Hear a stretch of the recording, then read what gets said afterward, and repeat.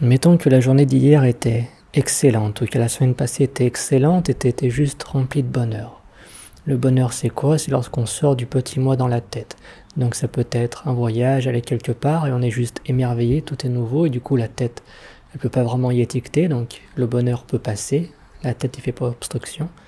Ça peut être des discussions intéressantes, où on est totalement impliqué, totalement dans le moment. Ça peut être l'alcool, ça peut être des activités qu'on aime faire, ça peut aussi être le travail, un projet intéressant, on est juste à fond dedans. Donc le bonheur, c'est à chaque fois qu'on sort du petit moi, qu'on est juste là, qu'on est bien. Maintenant, aujourd'hui, tu te lèves, et tout ça, c'est fini, c'est passé. Et du coup, tu te sens pas des meilleurs, parce que qu'est-ce qui se passe? Il y a la pensée qui se remémore ce qui s'est passé plus tôt, et du coup, elle va essayer de renouveler ça. C'est ce que la pensée fait toujours, elle te mène vers le bonheur.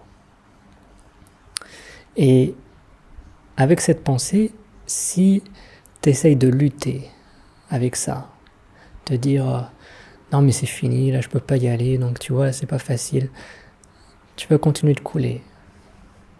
Et si tu essayes de devenir zen, de juste observer la pensée pour ce qu'elle est, tu vas te rendre compte que ça aide pas tellement, tu retrouves pas vraiment un état de calme. Tu es juste assez bizarre et tu batailles avec toi-même et là ça va pas vraiment. Donc qu'est-ce qui se passe? Ce qui se passe, c'est que la pensée, elle amène une vitalité énorme au passé. Ce qui veut dire qu'il y a en ce moment un conflit entre ce qui est, donc la vie, qui est toujours telle qu'elle est, c'est toujours comme ça. Donc il y a un conflit entre ça, ce qui est, et ce qui devrait être, ce que la pensée crée. Et vu que tout est neuf, tout est récent, la pensée, elle y donne une vitalité énorme. Et c'est pour ça qu'il y a un conflit énorme entre ce qui est et ce qui devrait être. Maintenant, il y a deux grandes façons après pour faire que ça aille mieux. C'est soit tu vas retourner vers ces plaisirs qui te font du bien, et du coup, vu que tu y as, la pensée, elle peut plus y réfléchir, vu qu'elle y a eu, et du coup, le bonheur y passe. Le problème avec ça, c'est que ça sera de plus en plus dur d'en tirer du bonheur, parce que la tête va s'y adapter de plus en plus. Ou bien il y a aussi le fait qu'en fait, on ne peut pas réitérer ce bonheur. Et du coup, la tête, elle va continuer de se plaindre chaque jour pour se dire, mon bonheur, il est perdu, il est fini. Et la deuxième option, ça serait de voir que si tu mets la pensée de côté, le moment est déjà tel qu'il est. Et ça, c'est la fin des conflits. Quand il n'y a plus de conflits, il y a une paix. Maintenant, dans les faits, ce qui va se passer, c'est que tu as vraiment passé une journée, la journée d'hier qui était excellente, ou une semaine excellente, ou même plusieurs mois excellents, des projets, tout ça, tu étais occupé tous les jours, et que là, d'un coup, tout ça, c'est fini. Alors, si c'est juste le jour suivant, le momentum, la pensée, elle est encore beaucoup trop vive. L'énergie de la pensée, c'est trop puissant. Du coup, la journée là qui va arriver, il n'y a pas grand chose à faire. Essaye juste de limiter la casse. Limiter la casse, ça veut dire que là, tu sais que la pensée, elle va être tout agitée parce qu'elle essaie absolument de réitérer un bonheur. Elle te dit, il n'y a pas moyen, le bonheur, il est là, il n'est pas ailleurs.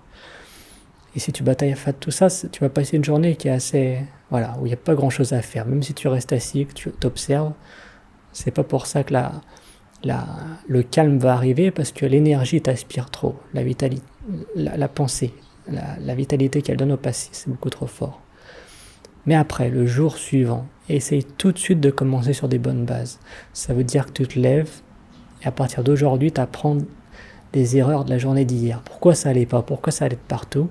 C'est parce que tu étais continuellement là à juger, à batailler avec toi-même. Donc là, le jour d'après, tu te lèves, et là, aujourd'hui, tu te dis, je vais arrêter de m'auto-juger à chaque fois.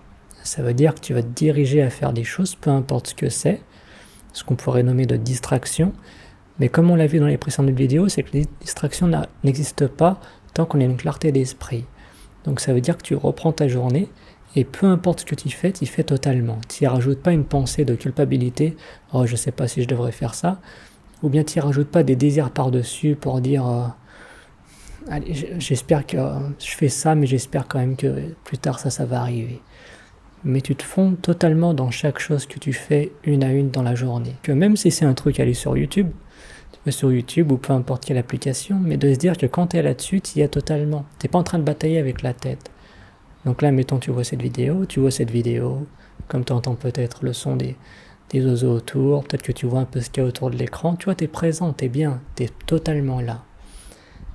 Et là, quand c'est au tout début, que tu as repris un peu des bases, c'est pas que le calme va revenir, mais le corps il sera toujours un peu... Il n'y aura pas un calme profond, mais tu verras que ça n'aura plus d'importance vraiment.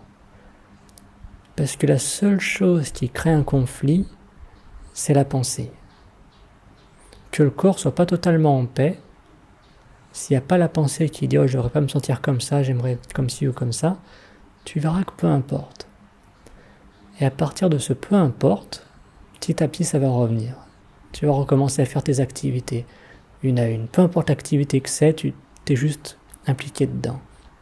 Et petit à petit, il y a cette paix profonde qui va revenir, qui fait que tu es juste assis sur ton canapé et tu es juste totalement bien. La journée d'avant, tu n'aurais pas pu y arriver, parce que tu étais trop pris. Le jour d'après, tu as essayé d'arrêter de te juger, d'arrêter de faire tout ça, de t'impliquer totalement dans chaque activité. Et là, petit à petit, la présence revient. Et du coup, la sagesse, là-dedans, c'est après de repérer ce mécanisme à chaque fois. Aujourd'hui, on a monsieur tout le monde qui aimerait devenir un maître zen du jour au lendemain. Qui se dit, je suis assis sur ma chaise, comment ça se fait que je suis pas en paix? Mais, parce que quand on est occupé, c'est facile d'être heureux.